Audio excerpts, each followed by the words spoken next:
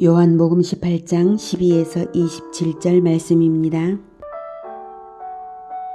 이에 군대와 천부장과 유대인의 아랫사람들이 예수를 잡아 결박하여 먼저 안나스에게로 끌고 가니 안나스는 그 해의 대제사장인 가야바의 장이니라. 가야바는 유대인들에게 한 사람이 백성을 위하여 죽는 것이 유익하다고 권고하던 자라라. 시몬 베드로와 또 다른 제자 한 사람이 예수를 따르니 이 제자는 대제사장과 아는 사람이라. 예수와 함께 대제사장의 집들에 들어가고 베드로는 문 밖에 서 있는지라.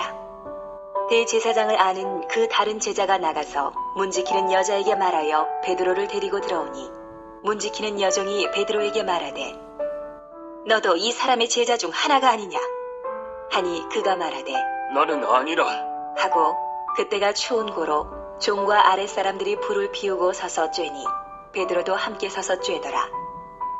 대제사장이 예수에게 그의 제자들과 그의 교훈에 대하여 물으니 예수께서 대답하시되 내가 드러내놓고 세상에 말하였노라. 모든 유대인들이 모이는 회당과 성전에서 항상 가르쳤고 은밀하게는 아무것도 말하지 아니하였거늘 어찌하여 내게 묻느냐. 내가 무슨 말을 하였는지 들은 자들에게 물어보라. 그들이 내가 하던 말을 아느니라. 이 말씀을 하심에 곁에 섰던 아랫사람 하나가 손으로 예수를 쳐 이르되 내가 대제사장에게 이같이 대답하느냐. 하니 예수께서 대답하시되 내가 말을 잘못하였으면 그 잘못한 것을 증언하라. 바른 말을 하였으면 내가 어찌하여 나를 치느냐 하시더라. 안나스가 예수를 결박한 그대로 대제사장 가야바에게 보내니라. 시몬 베드로가 서서 불을 쬐더니 사람들이 묻되 너도 그 제자 중 하나가 아니냐. 베드로가 부인하여 이르되 나는 아니라. 하니 대제사장의 종 하나는 베드로에게 귀를 잘린 사람의 친척이라. 이르되 내가 그 사람과 함께 동산에 있는 것을 내가 보지 아니하였느냐. 이에 베드로가 또 부인하니 곧 달기 울더라. 사랑하는 형제 여러분, 7월 14일 수요일 새벽 목상에 오신 것을 환영합니다. 예수님께서 기도를 마치시고 겟세마네로 향하신 것은 거기서 체포당하실 것을 아시고 자발적으로 나아가신 것입니다. 가룟 유다가 데려온 군인들에게 체포당하시면서도 제자들을 보호하셨고요. 아버지께서 주신 잔을 내가 마시지 아니하겠느냐라고 하시면서 언약에 따라 당하는 일인 것을 나타내는 말씀을 하셨습니다. 12절 이에 군대와 천부장과 유대인의 아랫사람들이 예수를 잡아 결박하여 천부장이 온 것으로 군대의 인원이 짐작되는 대목이죠. 천부장이면 1000명을 거느리니까요. 적어도 수백 명을 군인을 데리고 와서 예수님을 체포한 것입니다. 강도처럼 강도가 체포당하듯이 잡혀가신 것입니다. 13절 먼저 안나스에게로 끌고 가니 안나스는 그 해의 대제사장인 가야바의 장인이라. 안나스 대제사장은 전직 대제사장인데도 실세를 가지고 있었습니다. 아들들이 대제사장을 역임했기도 하고요. 현직 대제사장은 그의 사위였다는 이 사실이 그의 권세가 얼마나 높은지 알게 합니다. 14절 가야바는 유대인들에게 한 사람이 백성을 위하여 죽는 것이 유익하다고 권고하던 자라라. 이것은 요한복음 11장 47에서 52절에 나타납니다. 47 이에 대제사장들과 바리새인들이 공회를 모으고 이르되 이 사람이 많은 표적을 행하니 예수가 많은 표적을 행하니 우리가 어떻게 하겠느냐.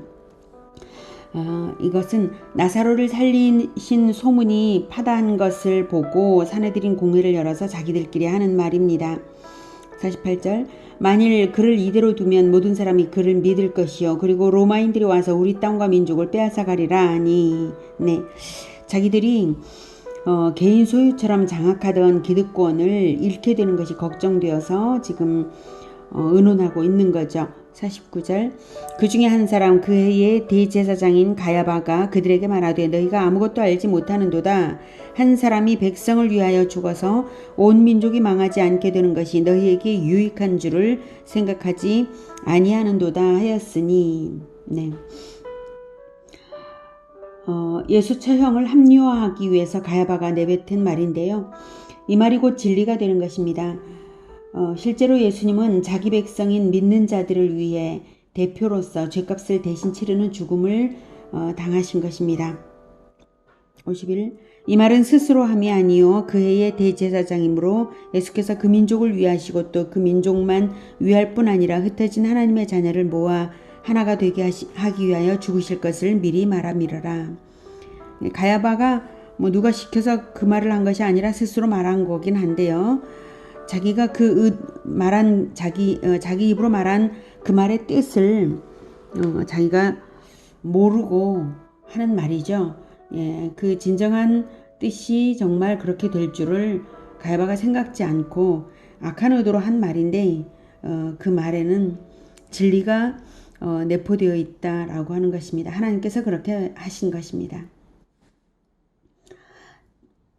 대제사장이라는 직함을 가졌기에 하나님께서 악인의 입을 통해서라도 진리를 나타내신 것이죠. 그들의 악함과 그리고 탐심의 노예가 되어 있는 것과 하나님의 섭리를 알 수 있는 부분입니다. 다시 18장으로 돌아가겠습니다. 15절. 시몬 베드로와 또 다른 제자 한 사람이 예수를 따르니 이 제자는 대제사장과 아는 사람이라. 이 제자는 요한 자신입니다. 요한복음을 기록하면서 자기 이름을 드러내지 않으려는 그러한 겸손으로 이렇게 표현한 것이고요. 예수와 함께 대제사장의 집들에 들어가고 라고 말하죠. 도망친 제자들 중에 2명만이 예수님의 뒤를 쫓아왔습니다. 16절. 베드로는 문 밖에 서 있는지라 대제사장을 아는 그 다른 제자가 나가서 문 지키는 여자에게 말하여 베드로를 데리고 들어오니 문 지키는 여종이 베드로에게 말하되 너도 이 사람의 제자 중 하나가 아니냐. 아니 그가 말하되 나는 아니라 하고 그때가 추운 고로 종과 아랫사람들이 불을 피우고 서서 쬐니 베드로도 함께 서서 쬐더라. 예수님께서 말씀하신 대로 베드로가 예수님을 부인한 첫 번째 일입니다. 그리고 이어지는 두 번째, 세 번째 부인은 25절부터 나옵니다. 25절. 시몬 베드로가 서서 불을 쬐더니 사람들이 묻되 너도 그 제자 중 하나가 아니냐. 베드로가 부인하여 이르되 나는 아니라 하니 대제사장의 종 하나는 베드로에게 귀를 잘린 사람의 친척이라 이르되 네가 그 사람과 함께 동산에 있는 것을 내가 보지 아니하였느냐. 이에 베드로가 또 부인하니 곧 닭이 울더라. 예수님과 함께 죽는 데까지도 늘 가겠다고 호언장담을 했던 베드로가 허무하게 무너져 내리는 순간입니다. 인간이 이런 것입니다. 우리가 아무리 의지가 강하다 해도 죄인된 자의 의지라는 것이 자기 자신조차도 구원하지 못하는 연약한 것입니다. 19절로 돌아가죠. 대제사장이 예수에게 그의 제자들과 그의 교훈에 대하여 물으니 예수께서 대답하시되 내가 드러내놓고 세상에 말하였노라. 모든 유대인들이 모이는 회당과 성전에서 항상 가르쳤고 은밀하게는 아무것도 말하지 아니하였거늘 어찌하여 내게 묻느냐. 내가 무슨 말을 하였는지 들은 자들에게 물어보라. 그들이 내가 하던 말을 아느니라. 자, 은밀하게는 아무것도 말하지 아니하였거늘 이 말은 교훈에서 은밀하게 숨기는 교훈은 없다 이 뜻이죠. 예수님께서 12제자를 따로 가르치신 제자 교육들이 있었지만 그런 것이 은밀한 것이라고 말할 수는 없다는 부분을 제가 말씀을 드리는 것입니다. 예수님의 가르침 중에 숨긴 것은 없다. 이것을 예수님이 말씀하셨습니다. 그 대제사장 안나스는 왜 추종자들을 모았느냐라는 뜻으로 그의 제자들과 그의 교훈에 대하여 물은 거죠. 왜 추종자들을 모았느냐, 어떤 모의를 했느냐, 어떤 작당 모의를 했냐 이런 뜻이죠. 예수님을 유도신문에서 증거를 만들어내고자 하는 의도로 질문을 한 것인데 대제사장은 제자들에 대한 질문에 초점이 있었지만 예수님은 제자들을 보호하시고자 제자들에 대한 대답은 회피하시고 대신 늘 공공연한 가르침을 주신 것을 당당히 말씀하신 것입니다. 22절 이 말씀을 하시매 곁에 섰던 아랫사람 하나가 손으로 예수를 쳐 이르되 네가 대제사장에게 이같이 대답하느냐 하니 본래 유대인들에게 있어서 뺨을 치는 행위는 하나님의 형상인 인간의 존엄성을 파괴하는 것이라서 금기시된 일입니다. 또한 죄가 확정되지 않은 사람에게 가혹 행위도 금지되어 있죠. 그리고 예수님은 신문을 듣고 대답을 하신 것밖에 없으신데요. 마치 대제사장에게 부당한 행위라도 한 듯이 예수님은 이렇듯 모멸을 당하셨습니다. 23절 예수께서 대답하시되 내가 말을 잘못하였으면 그 잘못한 것을 증언하라. 바른 말을 하였으면 네가 어찌하여 나를 치느냐 하시더라. 안나스가 예수를 결박한 그대로 대제사장 가야바에게 보내니라. 오늘은 신문을 당하면서도 당당하게 자신의 사역이 공개적이고 당당했음을 말씀하신 예수님을 만나고 또한 베드로의 연약함을 우리가 목격했습니다. 인간이 아무리 의지를 가지고 나아간다 해도 한계가 분명한 죄인이라는 사실을 우리는 인정해야 합니다. 그래서 우리는 절대적으로 예수님이 필요합니다. 예수님은 그것을 이미 아셨고 그러기에 죄인을 불쌍히 여기셔서 대신 죄값을 치르기 위해 자발적으로 체포되신 것입니다. 예수님께서 진리의 가르침을 공공연하게 늘 주셨던 것, 자기에게 다가오는 고난을 피하지 않으시고 나아가신 것과 베드로의 연약함이 잘 대비되는 장면입니다. 인간은 회피하고 거짓말을 하지만 주님은 직면하시고 공공연히 진리를 말씀하셨습니다. 우리가 복음을 전함에 있어서 이래야 합니다. 우리가 주님의 고난으로 인하여 구원받았으니 이제는 우리가 복음을 위하여 고난을 받을 차례입니다.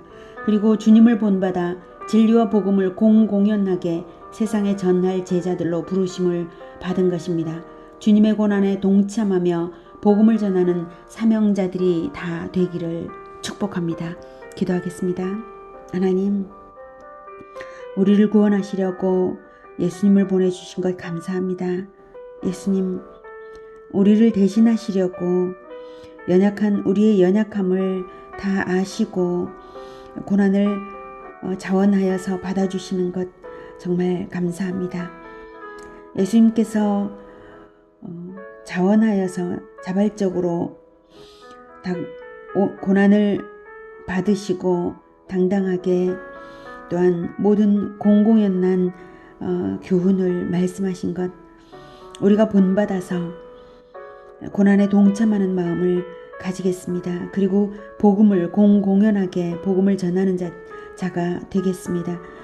우리가 이미 복음을 공공연하게 전하고 있지만 이제 더욱 전하며 또 우리와 함께 한 공동체가 되는 모든 사람들이 더욱 열심으로 복음을 전하도록 그렇게 우리가 하고자 합니다. 우리를 성령으로 충만케 하시고 고난을 회피하지 않고 복음을 공공연히 전하는 우리 모두가 되게 도와주시옵소서. 예수 그리스도 이름으로 기도드립니다. 아멘. 이어지는 시간은 개인 기도 시간입니다.